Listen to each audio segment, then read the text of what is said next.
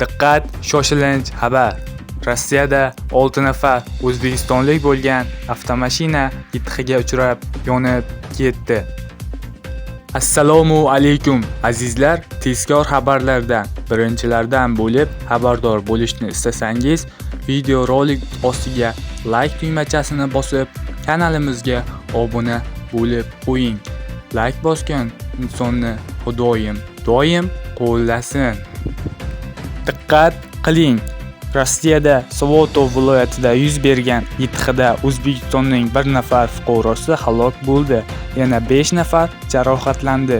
Bu haqida O'zbekistonning Qozon shahrining bosh konsulxonasida xabar berdi. 16-aprel kuni soat 01:10 da viloyatning Tomboy, Penza, Savatov, Prinstonoy, Yershov o'ziniki trassada yitxi sodir bo'lgan. O'zbekiston fuqarolari bo'lgan Lada Largus avtomobili Albulantos avtovoziga kelib urilgan. Oqibatda bir nafar O'zbekiston fuqarosi 1987-yilda tug'ilgan KF voqea joyida vafot etgan.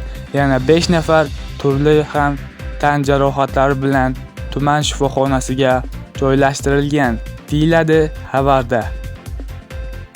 Videorolikda ovoz bo'yicha xatoliklar bo'lgan bo'lsa, hammangizdan uzr so'rab qolaman.